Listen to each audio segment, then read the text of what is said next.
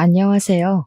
저는 예비 시모와의 대립 끝에 파혼을 결정한 예비 신부입니다. 결혼을 하기 전부터 시댁의 매운맛을 봐버려서 이건 아니다 싶어 갈라섰어요.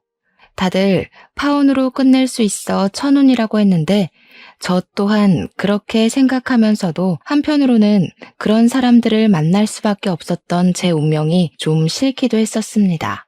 물론 그래도 시간이 좀 흘렀던 얘기라서 지금은 티끌만큼의 속상함도 없어요. 오히려 그때의 일을 유쾌한 경험이었다 생각하고 얘기거리로 떠들고 있거든요. 결혼 근처까지 갔다 와본 제 경험을 생각보다 궁금해해주는 사람들이 많아요.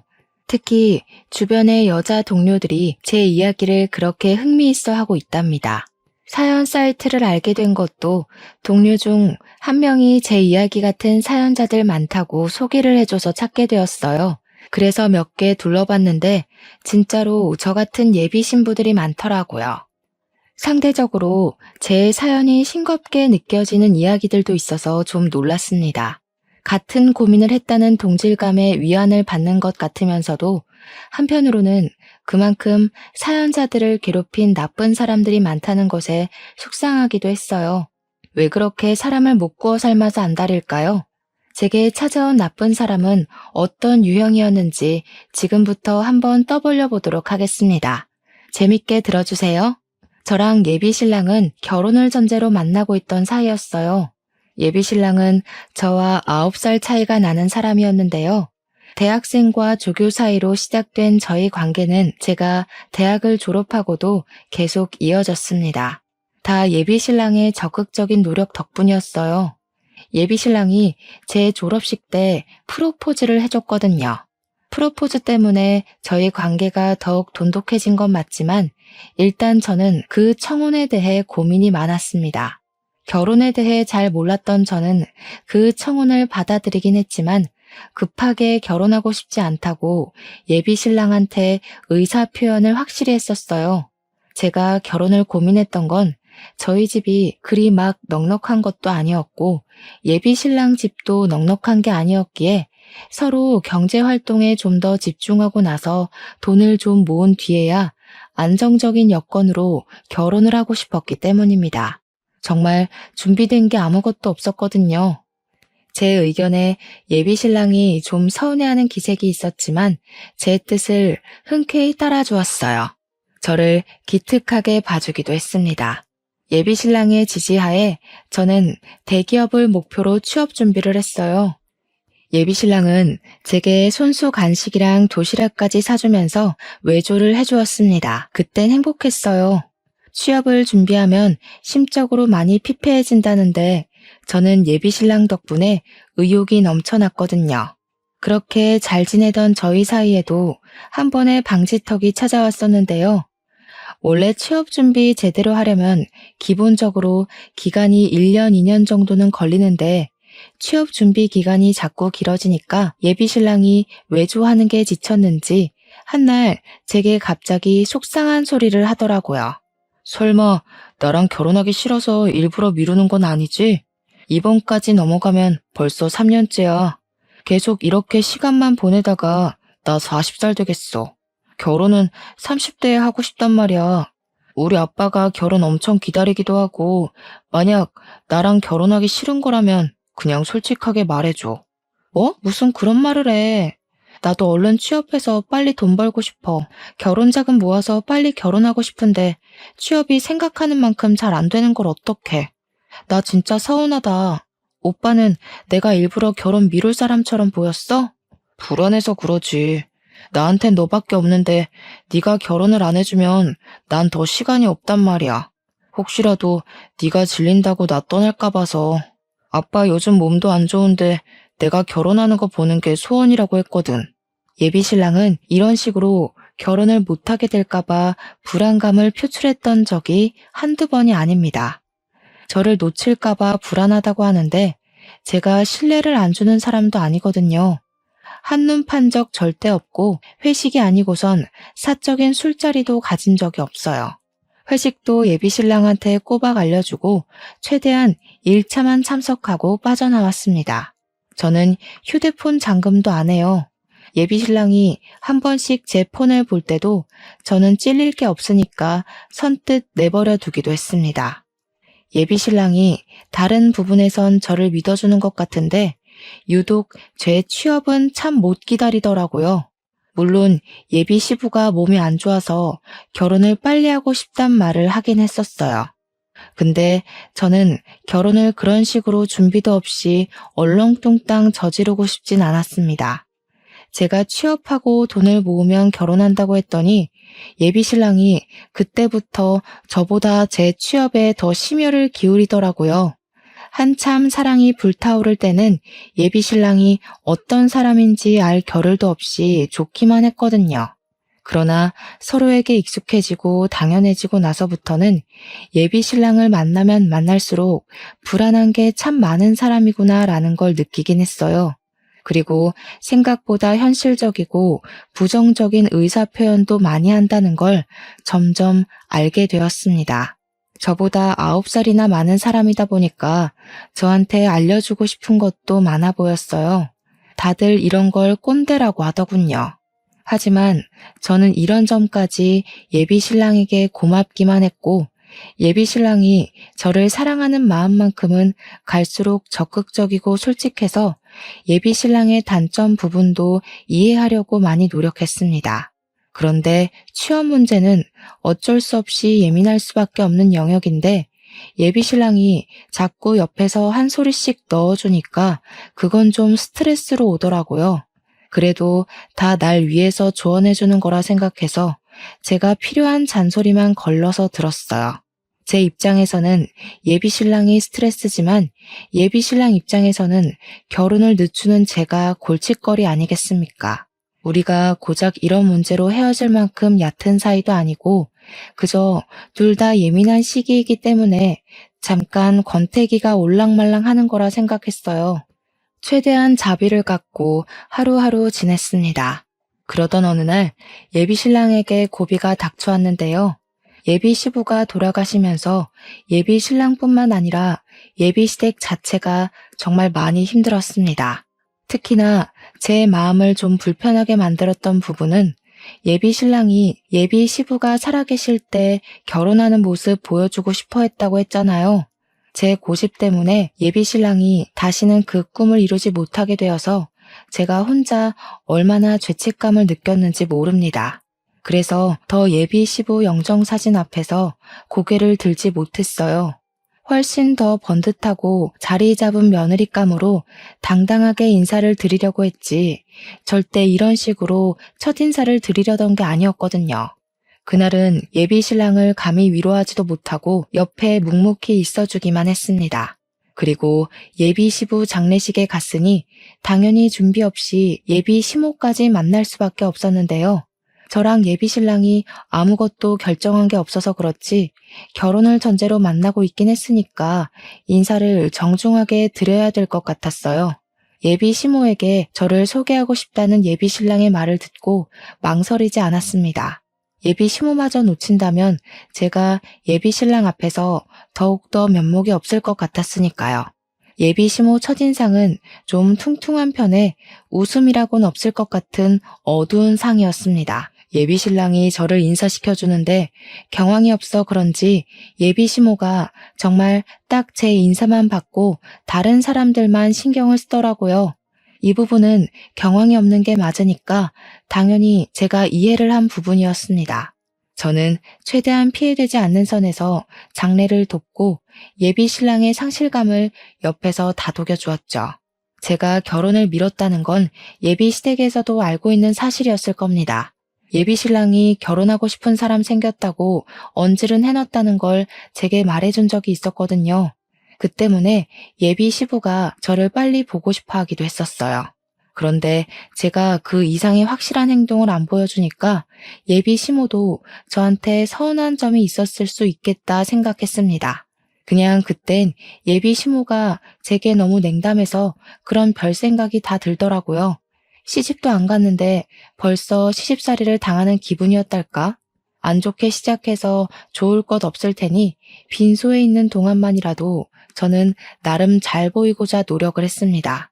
그리고 저와 예비 신랑의 관계가 서서히 변하기 시작했던 건 그날 이후부터였어요. 예비 시부가 돌아가시고 홀로 있는 예비 시모가 걱정됐던 예비 신랑이 저와의 약속을 점차 줄이려는 게 눈에 보이더라고요. 물론 항상 저한테 양해는 구했습니다. 미안해. 아직은 엄마 혼자 못 둬서 오늘도 못 만날 것 같다. 네가 이해 좀 해줘. 형제도 나 하나밖에 없어서 내가 엄마 돌봐야 돼. 예비 시모가 예비 시부를 잃은 충격이 너무 커서 집에 혼자 있는 게 싫다고 얘기를 했었대요. 혼자 있으면 하루 종일 밥도 안 먹고 울기만 한다네요. 그 때문에 예비 시모가 걱정되었던 예비 신랑은 원래 자취를 하고 있었는데 짐을 싸들고 예비 시댁에서 지내기까지 했습니다. 저 같아도 엄마가 아빠를 잃고 홀로 슬퍼만 하고 있다면 다른 사적인 약속 못 잡을 것 같긴 했어요. 자식 마음이 다 그런 거 아니겠습니까? 그래서 부모를 걱정하는 예비 신랑의 마음도 충분히 공감되었어요. 그런데 그렇다고 예비 신랑과 아예 만남을 끊은 건 아니라고 봤습니다. 제가 취업 준비를 해야 해서 원래도 잘 못 만나고 있던 중이었거든요. 그런 상황에서 더 못 만나게 되니까 아예 안 보는 것과 같더라고요. 우리가 결혼할 사이가 맞나? 싶기도 했어요. 오히려 예비 신랑이 곁에서 완전히 사라진 것 같으니까 취업 준비도 더 안 되었어요. 자꾸만 저도 모르게 딴 생각을 하고 있더라고요.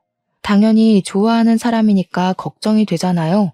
근데 예비 신랑의 상황이 상황인지라 계속 만남을 고집할 수도 없고 조를 수는 더더욱 없어서 한없이 이해만 해주었는데요.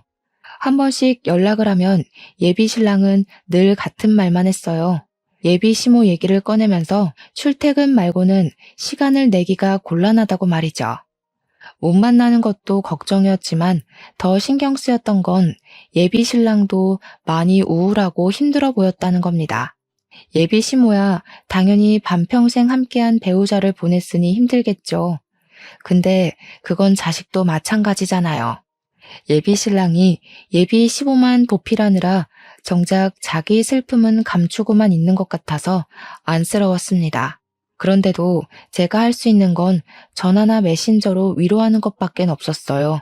결혼할 사람이고 인연으로 묶일 집안이기는 하지만 냉정하게 말하자면 아직은 저랑 상관없는 집이기 때문에 저는 제 할 일이 우선이긴 했습니다. 그래서 예비 신랑에게 만나자는 말은 더더욱 안 하게 되었어요.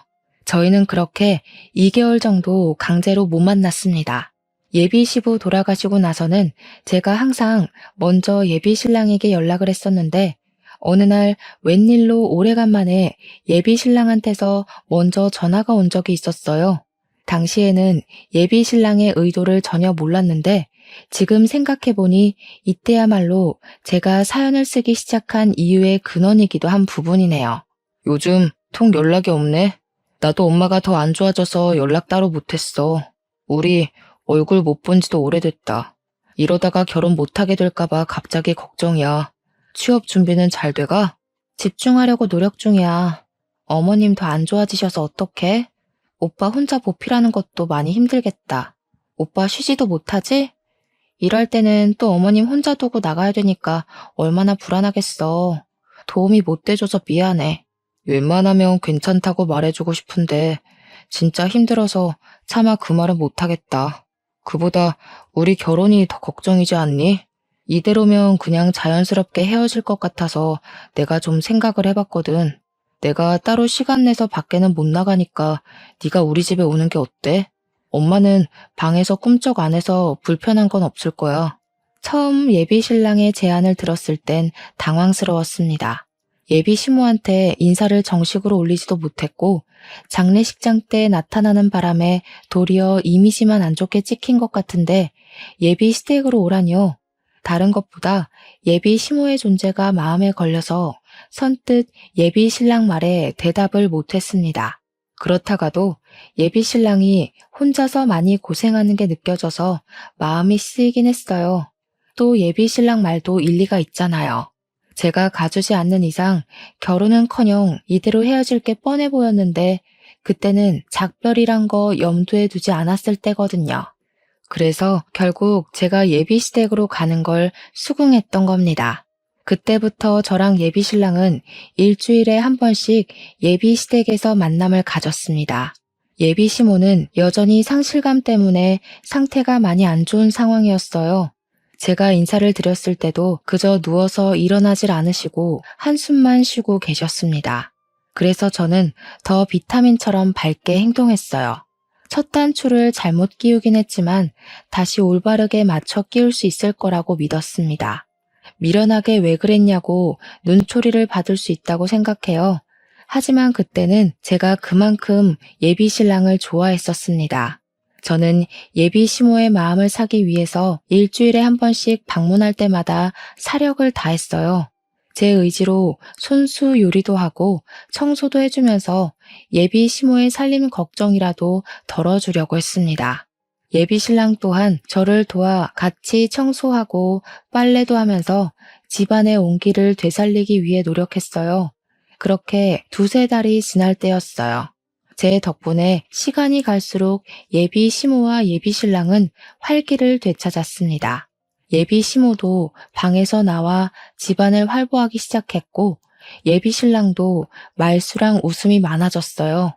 제가 바랬던 모습이 바로 이런 모습이었기 때문에 제 입장에서는 그 둘의 변화를 기뻐해야 마땅한 일이었는데요. 하지만 막상 그 둘만 신경 쓰느라 저를 돌아보지 못했다는 걸 망각했어요.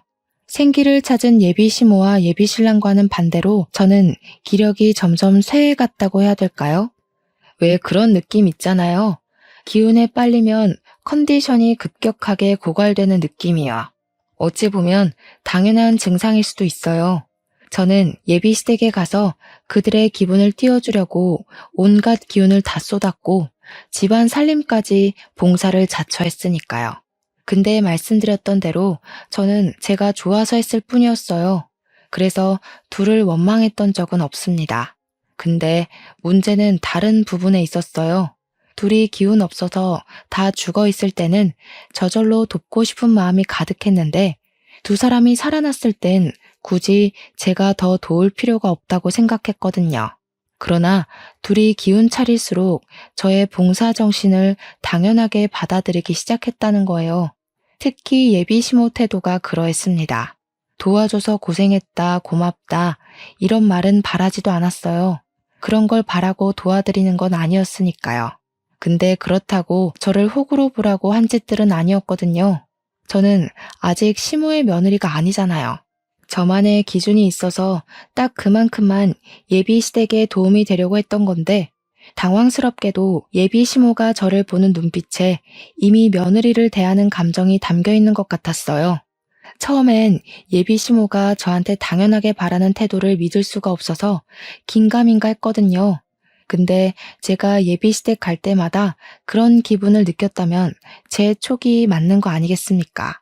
둘이 활력을 찾고 나서부터는 예비시댁 가는 걸음이 무거워졌고 나중에는 끝내 가기 싫은 마음까지 생겼을 때 저는 예비신랑에게 결혼 전까진 오늘이 시댁 방문 마지막일 거라고 말하려 했어요. 물론 그날 신경을 기울여 예비시모 태도를 한 번 더 주의 깊게 보려고도 마음먹었죠. 지난번에 구석구석 먼지가 그대로더라. 오늘은 안쪽 방까지 신경 써서 닦아놔라. 그리고 집에서 원래 그렇게 간을 짜게 하니? 젊은 사람들이야 젊은 몸 믿고 멀쩡할지 모르겠는데 우리같이 나이 든 사람들은 하루하루가 달라. 우리 아들도 이제 곧 40이라서 그리 짜게 먹으면 안 된다. 앞으로 나한테 하나하나 검사받아서 상에 올리도록 해라. 예비시댁 집 평수가 38평은 된다고 들었습니다. 그동안 바닥을 닦아준 건 맞지만 그건 예비시모가 시름시름 앓아서 못 일어나고 있을 때였어요. 예비시모는 훨씬 어린 우리 엄마보다도 건강해 보였는데 그런 사람이 저한테 당연하게 걸레를 던져주니까 좀 기가 막혔습니다. 그리고 기껏 음식해서 바쳤더니 사람 정성은 모른 채 하며 요리 못한다고 트집 잡는 것도 기분이 나빴어요. 예비시모의 행동이 잘못되었다는 걸 그 순간에 확신했던 저는 예비시댁 방문을 마지막으로 하는 게 아니라 이 결혼 자체를 그날로써 종결지어야겠다고 결심을 해버렸습니다. 그런 와중에 예비 신랑은 제 결심에 쐐기라도 박듯 얄미운 소리를 했는데 아주 가관이더군요. 시어머니 될 사람한테 잘 보이는 거라고 생각해. 미리 며느리 연습해두면 좋잖아. 나는 어른한테 잘하는 여자가 좋더라. 내가 사랑하는 여자가 어른한테 잘하면 더 사랑스럽고 어떻게 나한테 이런 천사 같은 여자친구가 왔는지 몰라. 그동안 자기를 가만히 보면서 우리 집에 꼭 필요한 사람이라고 느꼈어. 예비 신랑이 저더러 자기 엄마한테 잘하라고 살살 구슬리는데 제가 예민한 상황에서 그런 소리를 들으니까 이 사람의 의도가 확대 해석이 되더라고요. 그동안은 예비 신랑이 좋아서 그저 맞춰주고 싶기만 했다면 그 뒤부터는 그저 자기 사용만 챙기려는 이기적인 사람으로 보였어요. 저는 신부 수업을 받으러 예비 시댁을 다녔던 게 아닙니다. 예비 신랑을 위로하고 싶었고 예비 신부가 될 사람으로서 배우자가 보고 싶었을 뿐이었고 예비 시모가 울적하게 괴로워하는 것이 속상해서 힘이 되어주고 싶었던 거라고요. 그런 저의 호의는 결코 노동이 아니었다는데 제 진심이 그들에게 잘못 전달이 된 것 같았습니다. 아니면 그들이 원래 남의 호의를 권리로 생각하는 못된 사람들이었겠죠. 어쨌든 제 입장에선 이런 관계는 건강하지 못하다고 봤어요. 분명히 말하지만 저는 도움 준 사람에게 호구라고 욕하면 안 된다고 봅니다. 명백히 잘못한 건 남의 호의를 쉽게 보는 상대방의 저급한 마인드인 거예요. 그래서 저는 호의 하나 구분 못하고 사람을 막 대하는 인간들과는 인연을 만들지 않기로 마음먹은 겁니다. 저는 예비 시모에게 받은 걸레를 바닥에 툭 던졌습니다. 그리고 손을 씻고 나와서 겉옷을 챙겼어요. 그리곤 제 행동을 알 수 없는 눈으로 보고 있는 예비 시모에게 똑똑히 말씀드렸어요. 어머니, 저 이 집 며느리로 들어온 거 아니고 오빠 여자친구로 놀러 온 거예요. 그동안 어머니랑 오빠가 기운 없어 보여서 베풀어 준 거지 이 집에 잡일하러 들락거린 거 아닙니다. 집안일 원래 다 어머니 일이잖아요.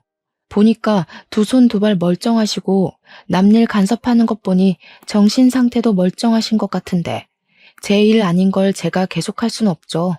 뭐야? 제 말하는 것 좀 봐라. 뭐가 어쩌고 어째?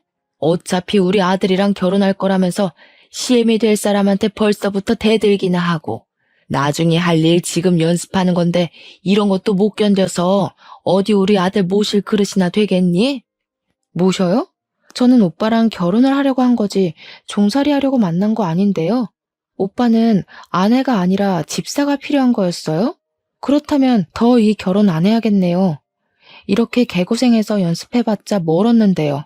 어머님이랑 저 남자요? 노동에 대한 대가가 겨우 그 정도라면 제가 이런 무모한 짓을 할 필요가 없죠. 그냥 결혼 포기할게요. 저 건방진 애를 봤나? 지질이 일도 못하는 거 몇 날 며칠을 받아주면서 넘어갔더니 뭐라고? 취직도 못하는 백수 주제에 뭘 믿고 목소리를 높여? 너 같은 게 우리 아들처럼 수준 높은 남자를 만날 수 있을 것 같아? 아무짝에 쓸모가 없으면 집안일이라도 잘할 줄 알아야지. 쪽팔려서 누가 백수를 며느리로 받아주겠어? 역시 예비 시모는 저를 이미 며느리로 보고 있었던 것 같았어요. 저 방금 예비 시모 말에 잠깐 반항을 했을 뿐인데 어마무시한 질타를 받지 않았습니까? 그걸 보자마자 제가 이 집에 시집을 와서 어떻게 지내게 될지가 불보듯 뻔하더라고요. 한시라도 빨리 그 집을 벗어나기 위해서 저는 말싸움을 포기하고 그냥 예비 시모를 무시해버렸습니다. 그러니까 제게 삿대질을 하면서 요양한 년이라고 욕을 하던 시모가 숨을 헐떡거리는 척 연기를 하더군요. 저는 신경 쓰지 않았어요. 예비 신랑 앞에서는 예비 시모가 한 번씩 저렇게 약한 척하는 걸 알고 있었거든요. 그때 예비 신랑이 제 앞을 막았는데요. 역시나 예비 시모한테 눈이 멀어있던 예비 신랑은 저의 잘못밖에 보이지 않았나 봅니다.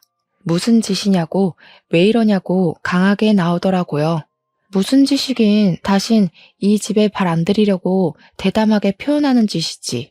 막상 오빠랑 결혼놀이 비슷한 걸 해보니까 이 집에 들어왔다간 나만 산송장 될 것 같아서 결혼 안 하려고. 미리 체험해보길 잘했다. 몰랐으면 감정은 상할 대로 상하고 이혼녀 되고 죽을 때까지 아픈 손가락으로 남았을 텐데. 무슨 소리라는 거야? 지금 우리 엄마 때문에 산송장 될 것 같다고 하소연하는 거냐? 우리 엄마 아빠 보낸 지 겨우 3달 됐어.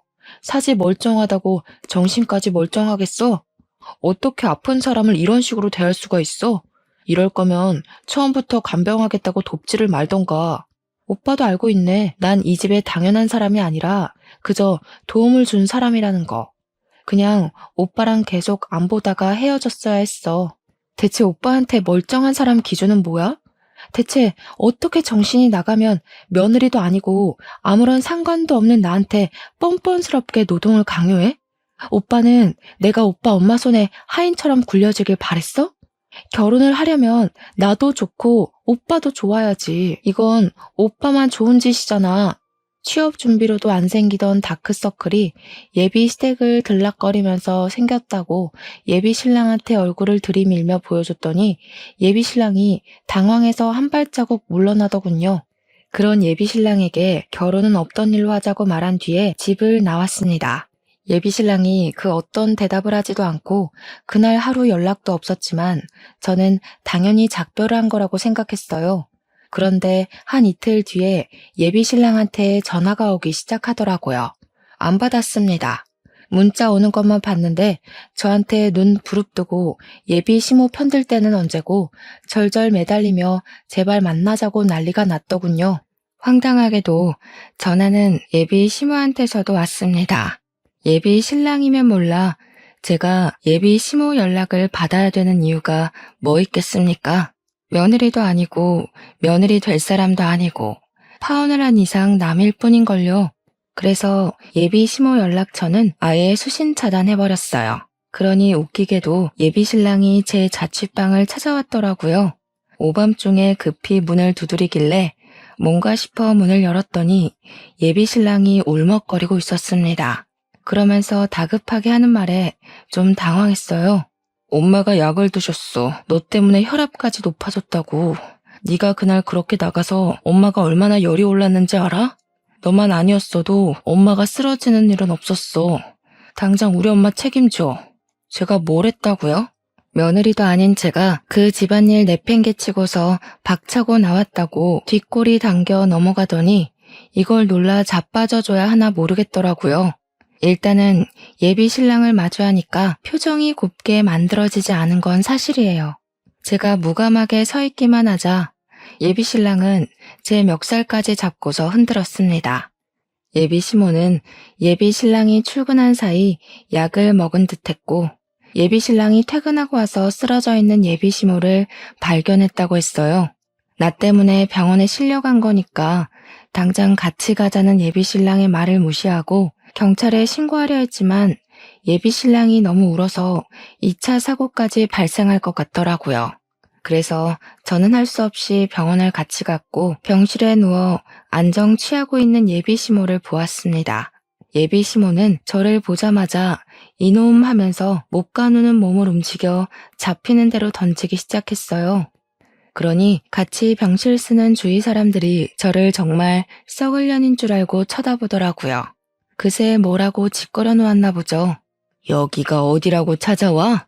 너 같은 건 우리 집 며느리로 절대 인정 못한다. 며느리 노릇도 못 견딜 거면 뭐하러 내 아들이랑 붙어먹어? 싹 수 없게 어른 앞에다 걸레나 툭툭 던지고. 너 같은 며느리 때문에 나라가 망하는 거야. 돈도 안 벌면서 우리 아들 등골 빼먹을 궁리만 했지? 내 착한 아들이 아무것도 모르고 이것저것 다 해주니까 만만했냐? 꼴도 보기 싫으니까 꺼져. 베개나 칫솔, 쓰레기 뭐 이런 건 던지더라도 질량이 가벼워 제가 있는 거리까지 닿지는 않았는데요. 물이 반쯤 든 물통은 힘을 제대로 받아서 제 얼굴까지 날아왔습니다. 눈을 정통으로 맞았더니 그제야 예비 신랑이 예비 시모를 말리면서 저더러 일단 밖에 나가 있으라고 소리를 치더라고요. 어처구니 없었고 화가 치밀어 올랐지만 다른 환자들이랑 보호자들 생각해서 일단 밖으로 나갔어요. 눈 주위가 따끔거려 휴대폰으로 확인했더니 피부가 살짝 찢어진 걸 발견할 수 있었습니다. 짜증이 솟구쳤던 저는 속으로 삭히기만 하면서 간호사가 있는 카운터로 찾아갔어요. 몇 호실 보호자라는 걸 밝히고 따로 부탁을 해 가볍게 치료를 받았습니다. 그때 저를 치료해준 간호사가 무슨 일 있는 거냐고 묻더라고요. 이미 간호사들도 난동의 주인공이 예비 시모라는 걸 알고 있었는데 그 내막까지는 차마 몰라서 궁금해하고 있었습니다. 저는 숨길 거 없다고 생각했어요. 어차피 더 이상 저랑 관련 없는 사람들이고 제가 잘못한 건 더더욱 없었기에 남의 귀로 제 이야기가 들어가는 것에 거리낌이 없는 상태였어요. 그래서 제 상황과 제 입장을 따로 설명 주었습니다. 그랬더니 주위에 있던 다른 간호사들까지 다들 미래 며느리 될 사람들이다 보니까 대동단결해서 같이 화를 내주더라고요. 그러면서 제게 슬쩍 말해주는 사실이 하나 있었는데 지금 생각해도 이 사실은 창피하고 웃긴 일이라고 봐요. 간호사가 하는 말이 예비시모가 약을 먹고 실려왔다고 진단이 되어 있다는데 그게 다 뻥이라고 하더라고요. 약 먹고 의식을 잃은 환자들은 특히나 시간이 더 금이고 위세척만 하면 살릴 수 있기 때문에 병원에서 난리가 났었다는데요. 정작 수술을 진행하러 들어갔더니 예비 시모 위가 너무 깨끗한 데다가 맥박은 물론 혈압까지 정상 수치라서 김이 팍 샜었다고 합니다. 수면 마취만 하고 잠만 자고 일어난 거래요. 의사가 예비 시모더러 그만 퇴원해도 된다고 했는데 예비 시모가 계속 약 먹고 정신 잃었었다고 끝도 없이 고집 부려서 병실에 있는 거라고 했습니다. 제가 치료받으러 찾아오기 전까지만 해도 간호사들끼리 이미 예비 시모 험담을 몰래 하고 있었다더라고요. 그렇다고 환자인 예비 시모에게 공직자들이 뭘 할 수 있는 건 아니었고 대신 다른 병실에 양해를 구해줄 테니 잠깐의 소란은 피울 수 있도록 허락해 준다고는 했습니다. 저는 딱히 소란 피울 생각은 없었지만 간호사들이 용기와 기회를 주니까 잠시 가라앉던 분노가 다시 솟구치더라고요. 그래서 다시 병실을 돌아갔고 예비 시모 침대 쪽에만 커튼이 쳐져 있는 걸 보았습니다. 아까까지만 해도 제게 욕을 할 것처럼 쳐다보던 주위 환자와 보호자들의 눈빛이 좀 달랐는데요. 일단은 저를 향한 태도가 유순해졌다는 것이 느껴졌어요. 그 이유는 제가 커튼 가까이 다가가고 나서 눈치챌 수 있었습니다. 커튼 안에서 예비 시모와 예비 신랑이 수상하게 속닥거리는 대화가 들리더라고요. 엄마, 자꾸 이러면 젊은 애 못 들여와. 내 나이 곧 40이야. 그나마 9살 차이인 제가 제일 젊은 며느리일 거라고. 무슨 말인지 모르겠어? 나중에 엄마 늙으면 며느리도 같이 늙을 건데. 골골대는 며느리가 엄마 보필이나 제대로 할 것 같아? 지금 엄마 봐줄 젊은 사람으론 제가 딱이라니까. 조금만 맞춰줘봐, 응? 취업을 해야 결혼한다고 했다면서. 취업 못하는 게 아니라 일부러 안 하고 있는 거 아닌지 제대로 확인해봐. 요즘 젊은 아가씨들은 자기 손에 안 보고 남편 돈만 받으면서 속 편하게 살려고 한다던데. 걔도 너 이용하는 걸 수도 있어. 그런데 내가 그 여시 같은 꼴을 그냥 지켜보라고? 엄마 제발, 그건 나중에 진짜 며느리 돼서 잡으면 되잖아. 일단은 쟤를 우리 집에 들이는 게 더 중요한 거라니까. 이팔 청춘 아가씨가 어디 구하기 쉬운 줄 알아?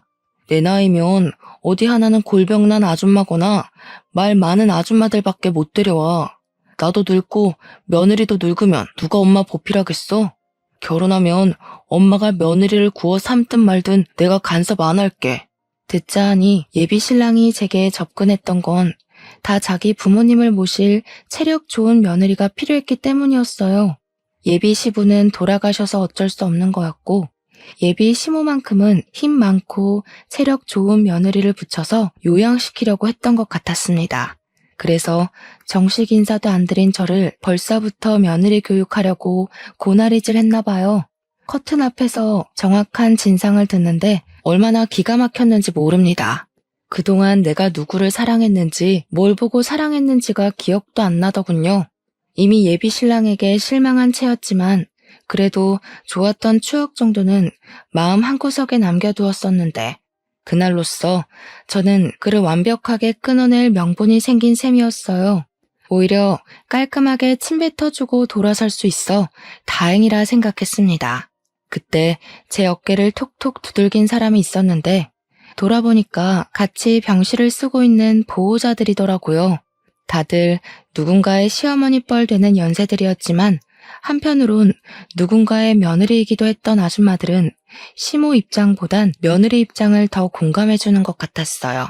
제게 물통을 하나씩 건네준 이유도 본인들이 며느리로 지내면서 받았던 서름을 그렇게 표현하는 것 같았습니다. 그러면서 그분들 하는 말이 결혼하기도 전에 빵점인 저런 시댁은 거들떠도 보면 안 된다고 냉수 먹고 속 차리게 찬물을 시원하게 뿌려주라 독려하더군요. 친히 뚜껑까지 따주는 친절함을 보이길래 그때 독특하고 따뜻한 동질감을 느꼈어요. 세상 며느리들은 말 안 해도 한편이라더니 그게 이런 기분이구나 싶어 든든했습니다. 저는 더 이상 주저하지 않고 바로 커튼을 열었어요. 깜짝 놀라는 두 연놈의 얼굴을 똑바로 마주했습니다. 꼭 이렇게 사서 욕먹는 사람들이 있다니깐. 여기 사람들이 당신들 냉수 먹고 정신 좀 차리라고 선물 주더라고요. 속부터 썩어 빠진 사람들이 겨우 냉수 한 바가지로 정신 차릴지는 모르겠는데 그쪽들이 쪽팔린 짓 하고 있단 건 알았으면 해서요. 저는 그대로 생수 하나랑 토마토 주스 하나를 나란히 들고 예비 시모 얼굴에 쳐 뿌려줬습니다. 그리고 제게 대들려는 예비 신랑 얼굴에 그 페트병 2개를 연달아 던져버렸어요. 페트병이 예비 신랑 치아에 부딪혀 튕겨 나가더군요. 입을 감싸막던 예비 신랑이 저를 죽일 듯 노렸습니다. 그 와중에 예비 시모는 손을 벌벌 떨면서 비명을 막 지르더라고요. 나 그쪽 집안에 기어들어갈 생각 추호도 없거든요. 김칫국 좀 그만 마셔요. 그리고 요즘 젊은 사람들 똑똑해서 노망난 할망구한테 내 몸 바칠 사람 잘 없어요. 먼저 가신 남편분이 그렇게 그리우면 진짜 약 먹고 따라가 보지 그러셨어요. 약 먹은 척 쇼해서 진짜 아픈 분들은 들어오지도 못하게 자리 차지하지 마시고요. 약 먹고 쇼하는 거라는 사실이 밝히니 병실안은 이제 대놓고 예비 시모와 예비 신랑을 향해 쌍심지를 켜기 시작했어요. 아깐 잘 몰라서 저를 보는 눈이 많이 사나웠는데 이젠 그 눈들이 제 뒤를 든든하게 살려주고 있었습니다. 그때 예비 신랑이 화나서 저를 강제로 끌고 나가려고 했어요. 그러자 놀랍게도 다른 보호자들이 나서서 예비 신랑에게 달려들었고 손버릇까지 더러운 놈이라 욕하며 예비 신랑 등짝을 뚝갑 패기 시작했습니다. 저를 당장 예비 신랑 소나기에서 떨어뜨려 주셨어요. 엄마뻘 되는 아줌마들의 공격에 예비 신랑이 당황해서 얻어 터지기만 했는데 아줌마들의 구타가 끝나자 황급히 자기 엄마 옆으로 도망쳐 가더라고요.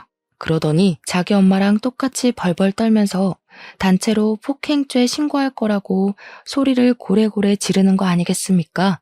그러자 아줌마들이 나서서 총각이 그렇게 살면 안 된다고, 그런 건 효도도 아니고 사회적으로 왕따 당하는 집밖엔 안 된다고 맞받아 쳐줬습니다.